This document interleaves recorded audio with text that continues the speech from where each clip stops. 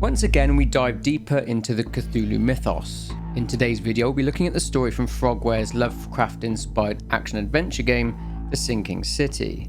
We previously dived into the story behind Call of Cthulhu Dark Corners of the Earth, which was a lot of fun. It seems like you lot loved that video and have been requesting The Sinking City, so here we are. Released in 2019, The Sinking City was a game with detective elements, and it takes place in the city of Oakmont. Much like Dark Corners of the Earth, it follows a protagonist who is a private investigator from Boston who inherited special giftings not long before the game takes place. The game doesn't necessarily follow a specific one of Lovecraft's works, but it does take a lot of inspiration from different parts of the mythos, with various Easter eggs dotted throughout the game. The investigation gameplay was pretty good, the lore was fascinating, but the gameplay seemed a little clunky, especially the shooting mechanics. Please note that I did not play every side mission, as I got to the end and hit a point of no return, and I didn't want to play the entire game again just for some side missions. Now, even though this isn't a new game, please be aware that there will be spoilers in this video, so you have been warned. But before we jump in, a quick word from the sponsor of today's video, Atlas VPN. Atlas VPN are coming in hot with yet another huge deal. This time they're offering you an absolute steal. 3 years of Atlas VPN for only $1.83 per month, plus 3 months extra. With over 750 servers around the world, connection to Atlas VPN servers is incredibly stable and lightning fast, which means if you're a gamer playing online competitively or just for fun and need a reliable connection, then this is ideal for you. As well as that benefit, you'll also be safe from things like being DDoSed or even things like avoiding a lobby full of bots. Of course, it's not just used for gaming. As a sports fan myself living in the UK, I find it extremely difficult to watch any US sports, so I just hop onto Atlas VPN, fire up whatever US-based streaming service I use, and can watch anything: basketball, baseball, and American football. This is also really good for using in conjunction with Netflix, where you can turn on your VPN and use it to access Netflix servers around the world. Different servers, of course, mean different options. You can use it on multiple devices, and Atlas VPN can also block any malicious links, ads, and trackers, and it also notifies you if and when someone is trying to steal your data. So make sure you take up this awesome 3-year deal, because right now you can get Atlas VPN for just $1.83 per month, plus 3 months extra with a 30-day money-back guarantee. So be quick and get your deal by clicking the link in the description or looking for the pinned link in the comments section below. It's the late 1920s, and a former Navy diver turned detective named Charles Reed is a passenger on a boat called the Charon, which is travelling to the city of Oakmont. Charles, travelling from Boston, has woken up from a nightmare in which he experienced a worryingly real vision of a fish-like entity and falling into the abyss. After collecting his thoughts, Charles reads a letter alluding to why he's there in Oakmont. The letter is from a man named Johannes van der Berg, who had been researching outbursts of hysteria in the city along with people suffering from visions. Turns out that Charles has also been suffering from similar visions, except Charles doesn't know why. After being discharged from an asylum, he's there to find out and to investigate what is happening in Oakmont.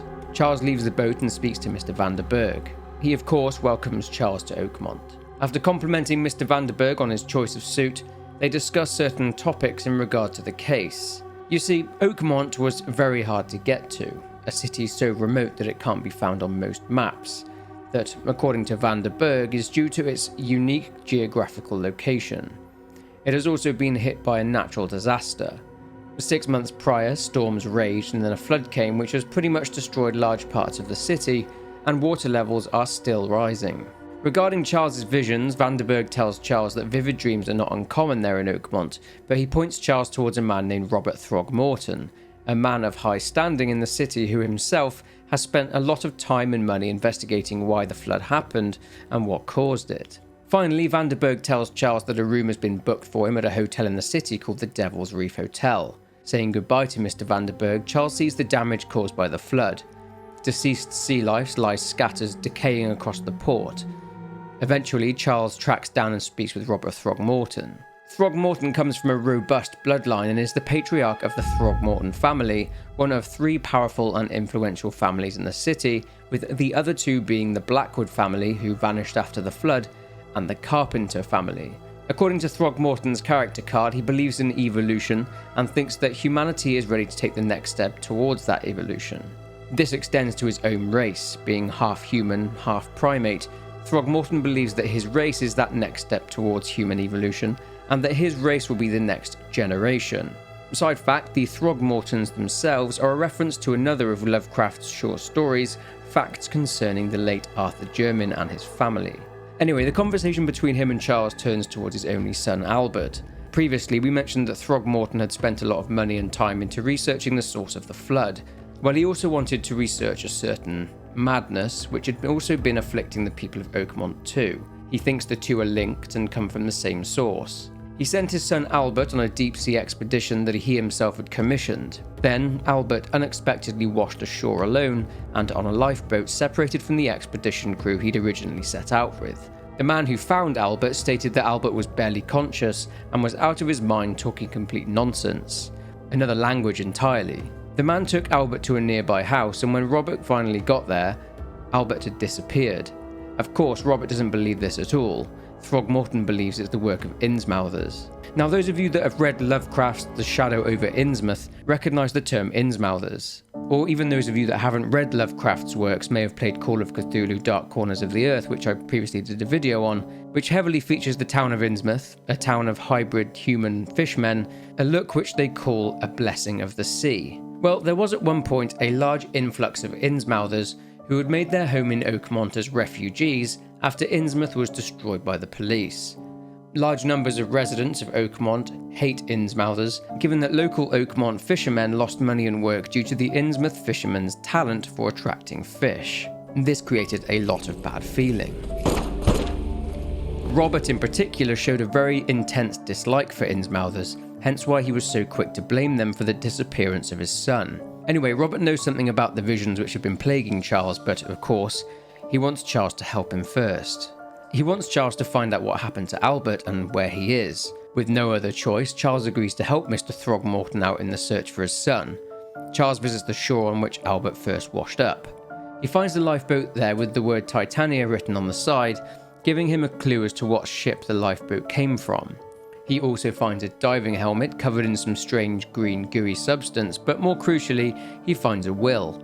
Written by Albert, the will warns people not to go to the depths below Oakmont. It also speaks of a professor, not named, and of a cycle which goes on and on and on until it ends. Heading to the house where Albert was taken to have a look around, Charles speaks with a man named Will Hammond who seems to be afflicted by something, the same madness that has been afflicting large numbers of people in the city. Will tells Charles that he lived there since the flood with 3 other fishermen: Paul, Barry, the man who found Albert on the shore, and an Innsmouther named Lewis Flynn. According to Will, Barry brought Albert to the house and put him in Lewis Flynn's room, and Barry then contacted Robert Throgmorton.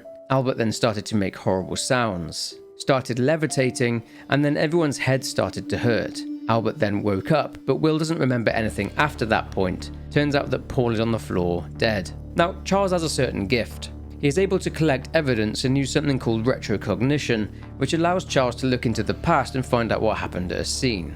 For example, here, Charles finds out that after Albert started to levitate, his rescuers too suffered a fit of total insanity. Will grabbed a barrel and killed Paul, and Lewis attempted to shoot and kill Albert, but Albert isn't there, he got wounded and fled. Thanks to Charles' abilities, he's able to follow what are called omens. These omens lead Charles to a bullet casing, indicating that Lewis Flynn pursued Albert. But Charles thinks that Lewis's fervour for chasing Albert down may have been a little more to do with the fact that Albert is a Throgmorton. Further investigation leads Charles to an old warehouse, and down in the basement, he finds poor Albert having been hung on a metal hook and shot in the head. Charles encounters a very strange creature called a Stygian. After breaking the news of his son's demise to Robert Throgmorton, Charles now needs to track down Lewis Flynn. Earlier on, Charles found a note belonging to Lewis from a local bar owner. Seems the man owes Lewis some money. Going to the bar, Charles speaks with Lewis Flynn. Lewis is adamant that he was under the influence of the madness when he killed Albert Throgmorton. He tries to bribe Charles. Charles has to come to a conclusion as to whether Lewis was aware of what he was doing or not, but he can either let Lewis off the hook or report him to Robert Throgmorton. Charles will later find out the truth, and that is that Lewis was actually hired to kill anyone who returned from the expedition, but we'll discover why later on. Whatever Charles chooses to do, Throgmorton agrees to help Charles track down the source of his visions. Throgmorton wonders where the other members of the expedition are, and he thinks Robert was killed because they found something significant on their search. He mentions the expedition leader, a Professor Doe, who it seems has had the exact same visions and dreams as Charles. It's not an answer to Charles's visions, but it is a solid lead, and that's better than nothing. So Charles and Throgmorton agree to work together to find out what happened to the expedition. Throgmorton gives Charles a key to the expedition's headquarters. So Charles has been hired to find any other expedition members, dead or alive. But first he heads towards the Devil's Reef Hotel.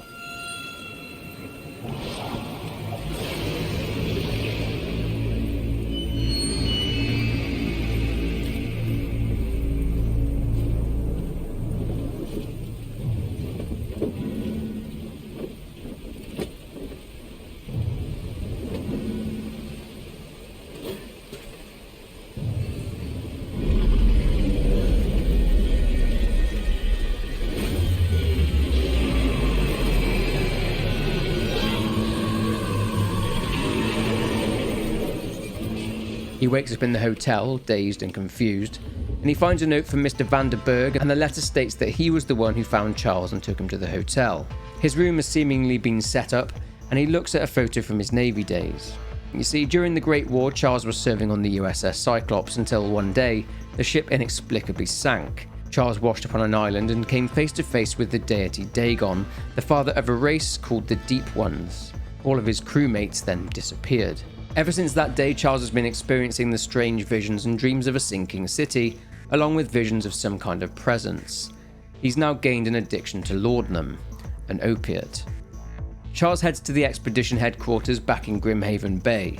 Using his skills, Charles finds that the place has been broken into and ransacked, almost as if some people were looking for something very specific.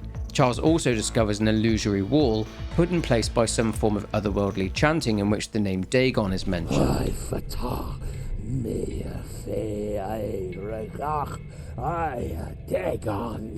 The group of individuals then burnt the records they were looking for, but one of the men is still there and tries to kill Charles. He's an Innsmouther. After taking the attacker out, Charles finds a scrap that the Innsmouthers forgot to burn. A scrap from a newspaper which mentioned the ship that took the expedition members out to sea. So Charles takes a trip to the Oakmont Chronicle offices. After speaking with the woman at the desk, a woman named Helen Bland, Charles uses the Oakmont Chronicle's archives and finds out that the expedition departed from the port in Grimhaven Bay. Charles heads to Pier 3 and speaks to the harbour master. He says that the captain of the ship, called the Titania, was a man called Sanders. The problem is, Sanders is not there, so Charles springs into action once more. He discovers a little more about what happened on the way back from the expedition. It appears that after Albert started going mad, the ship's crew decided to put him on a lifeboat and desert him, worried that his madness was affecting them. Obviously we know what happened to Albert after that, but what of the crew? Well, after Albert was ditched, the crew thought that they were safe, but the madness would continue to affect them. After all that they saw, they got drunk. But when they arrived back into port, it all kicked off. Madness completely took over, and the crew started fighting each other once the ship arrived into port. The crew all killed one another, and Captain Sanders was the only survivor. He's wounded though, so Charles has yet another lead. He goes to the hospital of St. Mary and speaks with Captain Sanders. Sanders confirms what happened, that his crew members started having visions and hallucinations. He says that some of the expedition members are still at the underwater expedition site after the divers failed to surface. Sanders wanted to mount a rescue, but his crew threatened mutiny. Nonetheless, a team was sent to check on them, and that's when they brought Albert back. Sanders tried to stop the crew getting rid of Albert Throgmorton, but it was that which caused a mutiny, and they left the expedition members there. Charles will need a diving suit in order to go to the site, and Sanders mentions a factory that made the diving suits, which is in Oakmont. Charles goes to the factory and manages to find a pristine diving suit. He then sails out to a small island called Devil's Teeth and dives down to the seabed. After a trek where he follows some chemical lanterns and avoids an angry squid, Charles eventually reaches the underwater cave. It's not a fruitful outcome. A conversation with one of the expedition crew isn't very helpful as he's speaking complete gibberish and he's gone fully insane. Charles's talents reveal that the expedition found an artifact called the Seal. This seal made everyone on the dive go absolutely mental. This is when a group of Innsmouthers turned up and stole the seal along with kidnapping Professor Doe, the expedition leader whom Robert Throgmorton mentioned earlier on. Charles needs to find the professor. Further investigation in this cave leads to Charles spotting a massive statue of the great Cthulhu himself. Returning to give his final report on what happened after some more unsavoury comments about the Innsmouthers, he says that Charles should investigate and possibly infiltrate a rather fishy group called the EOD. Charles, upon going to the Oakmont police station and checking the archives for similar crimes, discovers that the attackers, all having had distinctive fish-like features known locally as Innsmouth syndrome, also carried out a crime at the fish market in the Shells district of Oakmont. Figuring this could be where the EOD are based, Charles heads there next. At the fish market, Charles meets a man, a prophet called Ebonode Blackwood, a member of one of the three big families of Oakmont, the Blackwoods. He is preaching a message regarding impending doom. Charles also meets a woman called Anna, who is a representative of the EOD. It turns out that the EOD, which Anna says stands for everyone's obvious duty, is doing a good thing in the city by handing out free fish to the needy. Anna refuses to give any information to Charles unless he joins the EOD, but in order to do that he needs to investigate an issue for them. Someone has been breaking into this EOD's storeroom and has been stealing their fish. Going to the warehouse, Charles investigates and finds that an unknown person has been attempting to poison the fish, not steal it. He finds a creature which tried to eat the fish, but it ended up dead. He also finds a torture chamber behind an illusory wall in the basement, and a chemical flask in a crate of fish containing a white powder. Returning to Anna, Charles mentions what he found and says the robbery was a front for someone actually poisoning the fish, mentioning that they succeeded, meaning people in the city will slowly die. Eager to find out who was poisoning the fish, Charles goes to the University of Oakmont and they run a test on the contents. It's ricin, a very dangerous fatal poison.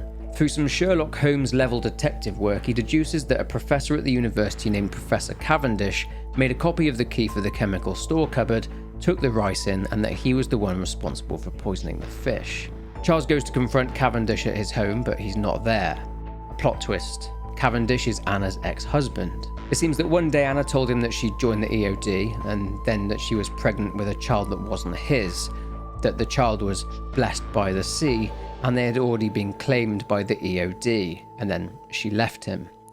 Judging from the note found in his office, he hated the EOD and wanted to destroy their reputation, so in his mind, poisoning the fish was the only available option. Another note confirms that it was him that poisoned the EOD's fish supply. Charles has another blackout and a vision, and then Cavendish arrives home. He says the EOD aren't giving people free fish for charity. They're doing it to recruit people and to spread their influence throughout the city. Some of their initiates just vanish. They also kidnap ordinary people as well, which may explain the torture chamber Charles discovered in the basement. Cavendish wants Charles to poison the rest of the fish in exchange for information from Cavendish's inside man on whether the EOD are holding any prisoners. He can choose what to do here, to help Cavendish or to help Anna spread the EOD's influence around the city in exchange for entry into the organisation. I chose to go against Cavendish because I didn't want to poison innocent people. Charles speaks to Anna and tells her what happened. Questioned about the torture chamber, she claims to know nothing about it, but Charles receives his reward from Anna and she tells him to go to the basement of the fish market in order to be inducted into the EOD by an Innsmouther called Maurice. It's a trap. Anna gave Maurice and his goons a photo of Charles and told them to kill him. The basement appears to be a place where people are sacrificed. After Charles got rid of them, at the top of the stairs he speaks with a man named Fred, who knows where Professor Doe is being kept. Fred himself is a member of the EOD, and if Charles can help him get out of the city, away from the EOD, he'll help him out. He mentions that the EOD doesn't stand for everyone's obvious duty at all. It stands for the Esoteric Order of Dagon, and they don't really like it when people want to leave. Anyway, there are people in the city, smugglers, who will know how to get Fred out of the city. He tells Charles to go to the Oakmont Chronicle, as the smugglers use adverts in the papers to communicate in secret. Charles goes to the Oakmont Chronicle again and finds a lead, an advert which directs him to a bar called the Seven Oaks. The barman needs a favour before he'll tell Charles anything, so naturally Charles goes off in search of a courier that the barman was expecting. Charles tracks the courier down, or rather what's left of him. A bunch of goons seemingly burnt the courier alive, being led by a man in a wheelchair. It seems the courier, who was also a part of that gang, had been speaking to the police. Reporting back to the barman, who is himself a part of the gang, the barman is worried. He mentions the leader of his gang's name, a man named Brutus Carpenter. The barman gives Charles an address. After giving a secret passcode to some thugs, and after being taken to another location, Charles finally meets Brutus Carpenter. You can probably guess what's coming. Brutus tells Charles that he needs to do something for him in exchange for their smuggling services. Long story short, Brutus was attacked by someone who looked remarkably like him. In fact, it was so much like him that it almost seemed as if this person was wearing Brutus's own face. Brutus was then taken to a crematorium and he was scheduled to be cremated. He woke up covered in a strange green slime, and he managed to escape the crematorium by knocking out the man on a shift. That man is someone named James Warren. And after tracking Warren down at the hospital, Warren states that the people who asked the crematorium to burn Brutus's body were from some cult, worshipping something called the K as Lord of the Woods out of an old Oakmont church. Brutus has a son, Graham. Another long story short, Graham is a war hero and suffered facial disfigurement due to being caught in an explosion while he was saving one of his fellow soldiers. Anyway, Graham and Brutus don't see eye to eye exactly. Brutus describes his son as a bleeding heart who just wants to help the community. But Graham was part of the cult. They were using him to grow their influence in the city, and you can see where this is going. Brutus and Graham have differing opinions on the direction that the family business should go in. As mentioned, Graham wants to change the city and help the needy, whereas Brutus follows, well, a more criminal operation of selling bootleg rum and racketeering. Charles finds out where the Redemption Church is and pays it a visit. He finds remains in the altar, and through some solid detective work, Charles discovers that the members of the Redemption Church were talking of some cycle and that the time has come to return to the mother's womb. Then they took all their documents and dove. And down in the basement of the church, Charles uses another diving suit. And once again, he ventures down into the deep. He comes across yet another underwater cave. Inside, a cultist speaks with Charles and mentions something called the Fecund Mother, and he ends up becoming hostile. Charles has to take him down. Charles can then fight with the aforementioned Fecund Mother. After defeating it, causing it to retreat, the truth is revealed. You see, when people get eaten by the Fecund Mother, the creature will give birth to new, younger, mortal forms. This is why Brutus saw a man with his face attack him. It was the younger version of himself. Because Graham and Brutus didn't get on, Graham actually arranged for his father to be replaced by a decoy birthed from the Fecund Mother.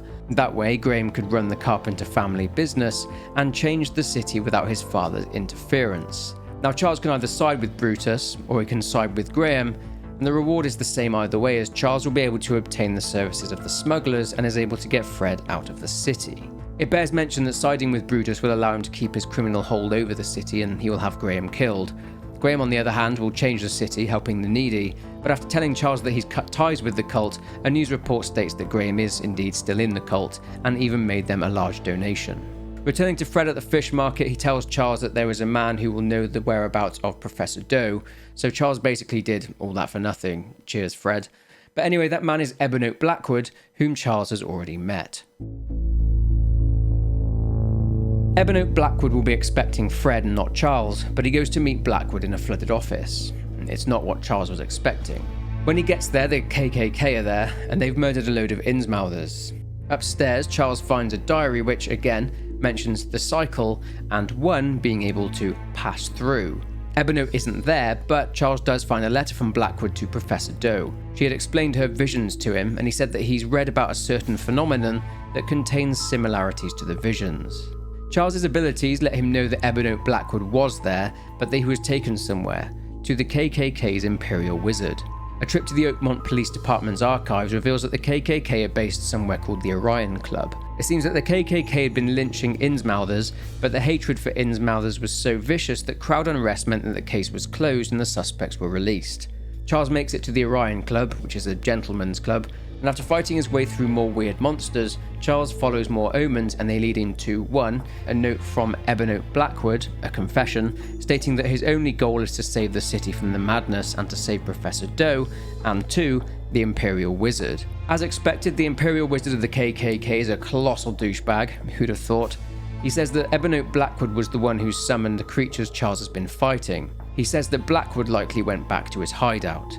It's fun to wind up these turd munchers, so Charles asks the Imperial Wizard to show him a magic trick, and bullets start flying, and Charles ends up killing all of the KKK members. Going to Blackwood's hideout, Charles suffers more hallucinations, but he shrugs it off and finds another illusory wall in the basement. And behind that wall, more dead KKK members. Through his power of deduction, Charles discovers that Blackwood's crew believe the esoteric Order of Dagon to be false prophets, and he talks of getting Professor Doe back. Him and his men then went into the sea. It also seems that the Order knew about Professor Doe's visions, and that they are planning something dangerous, and that she is crucial to their plans. Using a diving suit, Charles arrives at another underground cave. This one doesn't seem like any old cave though, it's the Temple of Dagon. Charles finds strange eggs that appear like they'll hatch soon. He also sees prisoners tied up. Charles fights through some hostile assailants, members of the EOD, and speaks with Ebony Blackwood. He is injured, but he says that Professor Doe has a purpose that must be fulfilled. Blackwood describes her as the One and says that she is important, that she is all that remains of the few. He also says that they are on the cusp of great tragedy and only she can stop it, that she is one of the chosen gifted by divine providence. He talks of a cosmic cycle and begs Charles to keep Professor Doe alive. Further on, Charles sees some frescoes, the first of which bear markings that he's seen somewhere before. Marks that bear the image of a place called Katiganar, an eldritch prison inside which rests the dreamer's daughter Cthulhu, who can never leave. This dreamer is none other than the great Cthulhu, who slumbers entombed beneath the sunken city of Relia. The second fresco bears the image of many people standing around some sort of wheel, a sign of something repeating. A cycle. Truth is, there are people, the EOD, who would want to free Cthulhu. It also states that those carrying a seed are drawn to Katiganar by horrific visions. Sound familiar? And the third and final fresco bears the image of Cthulhu. It shows that something called the Seal of Katiganar will open the way, that Cthulhu can be freed, and that she, carrying the seed of her father, mean that Cthulhu will be spawned again. And if you know anything about the Cthulhu Mythos, you'll know that Cthulhu awakening will be bad news for everyone and everything. Anyway, Charles moves past the third fresco and finally meets Professor Doe. She mentions the cycle again and says that all this has happened before, that Cthulhu wants to be free, but that cannot happen for the reasons stated earlier. Doe mentions that the cycle always begins with a great flood, then the threat rises, as does the sea, which is the only thing that divides the earth with the world below. She speaks of the gates. She mentions that she is referring to the gates of Katiganar. She says that the gates are neither open nor closed, but they will be one of the two by the end of the cycle. A seal can close the gates, and can close them forever. Charles says they need to leave, but Professor Doe doesn't want to. She refers to herself as one of the chosen few, or the seed. Charles mentions that he has had the visions as well, but the professor says that there can only be one of them. Many are chosen, but only one can be the savior. Charles works out what to do. He realizes that he was led to the city, to Oakmont, and by extension to Katiganar as well. He can either kill Professor Doe, taking the seal for himself, or he can save her, essentially sacrificing himself. I chose to try and save the professor. Charles tries to touch the seal to take it with them, but he collapses in pain. Ebony Blackwood then approaches. Charles wakes up in Oakmont Hospital and he has a guest there with him. It's Johannes van der Berg. He says that Professor Doe died after her diving suit depressurized. Van der Berg mentions the seal and says that it wasn't with Charles when he was found. He says that when he finds the seal, he should go and find him at his theatre. Charles returns to Robert Throgmorton to inform him of the fate of Professor Doe. Charles also tells Throgmorton of the source of the madness, but he's not buying it and wants to fund yet another expedition. Charles's partnership with Throgmorton ends here. So Charles was found washed upon the shore by a man named Billy Drunnen. The doctor at the hospital gives Charles his belongings back, but the seal is gone. Assuming that Drunnen may have the seal, Charles goes to seek him out and finds him drinking at the Seven Oaks bar. Drunnen claims to know nothing about the seal, but he does tell Charles where he found him, on the Calm Shore, so Charles heads there. He finds an identical symbol to the one Ebony Blackwood used in the KKK's headquarters. He uses this in order to summon Stygian monsters. A load of dead men lie on the shore, having seemingly been murdered by an assailant using a strange ritualistic dagger. It was Ebony Blackwood. It's Blackwood who took the seal. Charles heads to the Blackwood Manor. It's seemingly been abandoned, and it is. As mentioned earlier, the Blackwoods left Oakmont shortly after the flood, but no one knows where they went. One other family ended up in Oakmont too, the Marsh family, who were themselves a very influential family in Innsmouth before it was razed to the ground. You recall the Marsh family being an integral part of Call of Cthulhu Dark Corners of the Earth. Anyway, Charles finds an altar in the basement of the manor. Blackwood had been attempting to conduct rituals and failing miserably because he didn't have the seal. He was trying to extract the curse from the chosen. Many died in these endeavours and Blackwood would bury them. Importantly, Charles finds a note in regard to Ebony Blackwood in a locked room. It states that his parents may have thought he was one of the chosen few, but he was not. He does not carry the dreamer's seed. It's mentioned in the letter that when Ebony was to find out he was not the chosen, well, he wouldn't take it well. It was advised that he be sent to the Order of Dagon to become a preacher, and the letter was from a member of the Marsh family. Blackwood's diary, however, mentions a feud he has with a gang called the Yellow Kings. He writes a message to Charles, as if he knew Charles was going to go there. He leaves a clue as to his whereabouts, the place of his pilgrimage, and he mentions that he has the seal of Katiganar. Finally, Charles discovers that pilgrimage is referring to an invitation from the Blackwoods to come unto the sea to make their escape from the city. It mentions a cannery, the Blackwood Marsh Cannery in Grimhaven Bay. And Charles isn't the first one there. The Yellow Kings are there to make sure Charles gets the seal back. Their boss wants Charles to succeed. Upstairs, Charles finds a letter which explains where Blackwood has been finding his subjects from the asylum. Another vision shows Charles that Blackwood was left behind, but that he used his family's and the Marsh's research to track down the chosen few. In the basement of the cannery, Charles encounters yet another altar. On it, he finds the seal and he takes it. Charles then hears gunshots upstairs. It's Blackwood who has shot and killed all the Yellow King's gang members. He still maintains that he was destined to carry the burden of being the chosen. He offers Charles a way out. Using the seal, he can attempt to extract the dreamer's seed from Charles and transfer it into himself, making him the chosen instead. Charles agrees to try it out.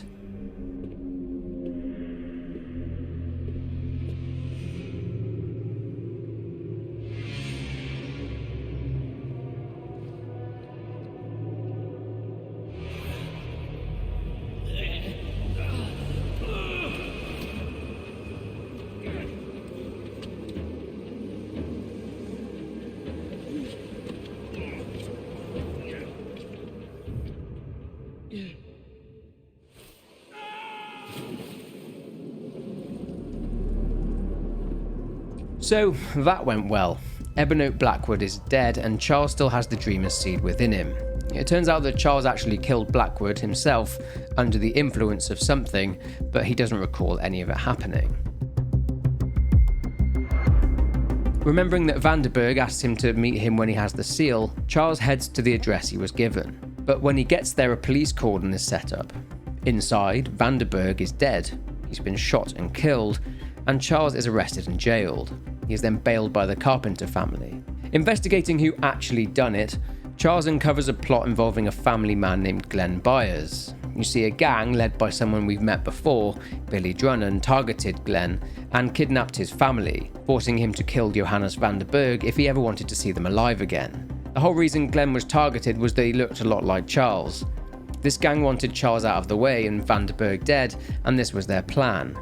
They then bribed an Oakmont mayoral candidate called Milton Pierce, who just so happened to be present at the shooting, taking part in a seance with Vanderberg, and then Pierce identified Charles as the shooter, even though he knew it wasn't him. Side note, this is the same gang that Lewis Flynn was working for. They of course wanted everyone who went on the Throgmorton expedition killed. After solving the mystery and saving Glenn Byers' family, Charles can get a confession letter from Glenn admitting to the crime, but another, more satisfying option is available. Milton Pierce, who framed Charles, actually wanted Charles, in exchange for changing his testimony, to kill his own mother. The reason was so that he could get his inheritance early and could use the money for his election campaign. Charles can do this, but I didn't. Charles can obtain the gun and bloody clothes from the crime scene and can place them in Milton's apartment block, framing him for the murder and leaving Glenn Byers to have a future with his family. But heading back to the hotel, Charles is in for a shock. So Mr. Vanderberg is alive? Naturally, Charles is very confused. Vanderberg essentially planned the previous events, his own death, in order to test whether Charles would do the right thing when it came to what to do with the seal. Turns out that Vanderberg is a supernatural being. He tells Charles that now he has the seal, he should free Cthulhu because humanity is purposeless, along with their propensity to bend to suffering such as war, hatred, fear, and madness. Charles can keep the cycle dragging on and creating misery, or he can just end it all by freeing Cthulhu. The choice is still Charles's, of course, but Vanderberg puts him in touch with a professor, a man called Joseph Hill. Charles goes to meet up with Professor Joseph Hill. In his building, more people are lying dead. Outside Hill's apartment, Charles is attacked by what appears to be a Mayan priestess. After she leaves, Charles speaks with Professor Hill. He says that the Mayan priestess escaping is bad news, that she, Usha, was rejected by death itself, and that she holds a secret older than humanity itself, and that she wants to kill Professor Hill to stop him uncovering it. Charles explains his goal, and he and Hill actually share the same goal, but he says there is a problem. Usha. She was the keeper of the key to Katiganar. What Hill doesn't know is that Charles now has the key, which is the seal. He says that Usha was the last person to open the path below, as Hill puts it, and that she protects that path. They can't proceed until Usha has been dealt with, so Charles needs to track her down. You see, Professor Hill, an archaeologist, spent some time in the jungle learning from Mayan descendants. Usha drinks blood in order to sustain her life and grow stronger. She's left a trail of bodies, so Charles manages to track her to a flooded laboratory. It's here that Charles discovers the length Professor Hill was prepared to go to in order to get Usha to talk. Professor Hill was the one who resurrected Usha using her ashes in order that he could find out where the entrance to Katiganar was, which explains why she attacked him, seeing as she protects it. He tortured her, but she didn't talk. Why? Because she knew that Professor Hill didn't have the curse. He was not one of the seed, the chosen few, or the K-chosen. After Usha attacked Hill at the lab, he fled and left his assistant Raymond there. Charles speaks with Raymond, and Usha uses Raymond as a vessel and speaks with Charles. She tells him that she will tell him all of Katiganar's secrets if he kills Professor Hill. The choice once again rests on Charles. He can kill Hill, or he can kill Usha. The third choice is to just kill them both. I mean, Hill is a massive moron, so I went to his apartment and took him out. Raymond is there once again being used by Usha, and she states that Charles should meet her at her home near the Stone Fingers where the dead men live on, so the cemetery. Charles goes there and speaks with Usha. She mentions something called the monoliths. There is a large stone in the centre of Oakmont. Well, according to Usha, that is the gate to a place called Xibalba, the name for the underworld in Mayan mythology, which is ruled by the Mayan death gods, the most violent of which were locked inside it, and they need sacrifices in order to stay locked away. Xibalba brings forth disasters, epidemics, and madness, but Katiganar existed way before that. Then she tells Charles that the seal he's been working so hard to get isn't even complete. He needs to find the fire worshippers, then find what are 3 K-fingers from 3 monoliths around the city and integrate them into the seal.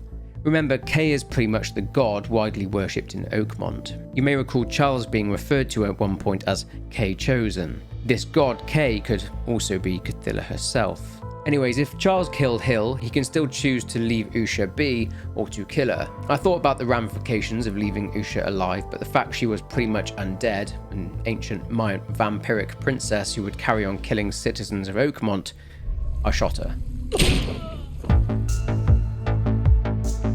Charles needs to find the fire worshippers, and this takes him to St. Michael's Church of the Burning Bush. Suspiciously, he discovers a load of canisters of gasoline outside the church. Charles investigates further and discovers this crazy lot burned themselves alive. They called it the cleansing. Charles finds something more crucial to his own goals though, as he finds out the location of the monoliths via clues from an old diary. The first piece of the seal is underneath the church itself, behind an illusory wall. Strange green lights are now appearing in the sky, indicating the ending of the cycle being near. Charles obtains the second part of the seal, but the third is a little bit more interesting. Charles arrives at a site where some people had been excavating stone from the monoliths. Charles found the address of these stone worshippers who took the stones, and he found that they tried to eat them. It didn't go very well as their teeth fell out. They did this so that they could be led to Ascension and join the 144,000 chosen. They obviously read Revelation in the Christian Bible, which mentions the 144,000 being sealed to serve with Christ as high priests for 1,000 years. But upon eating the solid substance, they turned to stone instead. Charles finds the third piece and the seal is now completed. He then returns to the church and places the seal onto a plinth. Charles then dives back down into the depths and makes his way to an underwater cave. This one is slightly different to the others. It's otherworldly. He's at the entrance to Katiganar. Charles has another vision. This time he's on the Charon again. He walks off the side of the ship and straight into the jaws of some beast, just like his dream when he arrived in Oakmont. He sees various hallucinations of people he's met in the city, but eventually he comes to the place where choices matter. So there are 3 possible choices.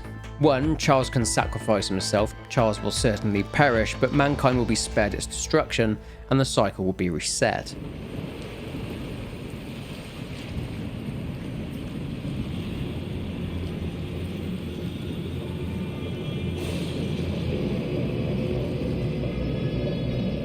2. He can also enter Katiganar. That way, someone else can end the cycle and free Cthulhu. Charles imagines he'd have a chance to survive, to become something greater than human.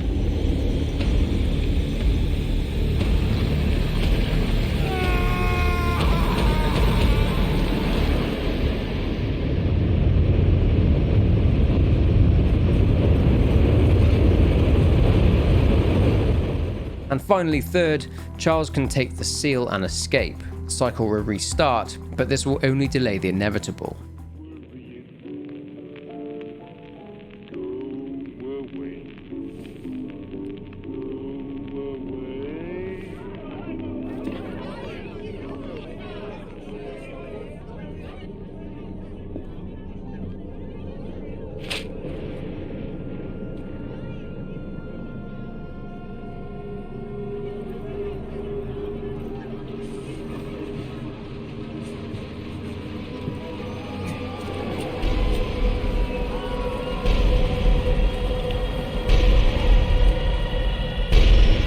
The game then ends. So the one final thing we need to look at to finish is looking at who Johannes van der Berg is. As we saw, he was a supernatural being. He died, and though pronounced dead, was able to appear fully alive in front of Charles in his hotel room. But how? Some of you may be familiar with Lovecraft's The Whisperer in Darkness. Well, that book, along with Lovecraft himself, was inspired by another book written in 1895 by a man named Robert W. Chambers titled The King in Yellow. The King in Yellow, who would be dressed in yellow, would often appear as a beggar, but the King in Yellow was actually a menacing and extremely powerful being called Hasta. There's a lot of mythology attached to this, which I'm not going to get into. One short fact is that the colour yellow, I'm guessing at the time, was thought to be linked to disease, decay and mental illness, all things that occur in Oakmont. Hasta is signified by a yellow sign, a symbol or a glyph used by the Brotherhood of the Yellow Sign, a cult that worships Hasta, who himself is a great old one, same as Cthulhu. In fact, Hasta is Cthulhu's half-brother and is therefore related to Cthulhu. When Charles confronts Billy Drunnen, we saw that same yellow sign painted on the floor, and considering Drunnen was acting on behalf of Johannes van der Berg, we can safely assume that Hasta was using Johannes van der Berg as an avatar, as Hasta is thought to have used many avatars. Given that Cthulhu is Hasta's half-niece, this explains why van der Berg appeared to try to convince Charles to set Cthulhu free. It also explains why van der Berg was dressed in yellow, and confirms him as the leader of the Yellow King's gang. But that is it for this one. If you enjoyed this video on the Sinking City and enjoyed this dive into some Lovecraftian horror, then please leave a like on the video and subscribe so you don't miss out on more videos. Comment your thoughts down below, but for now, take care and I will see you in the next one.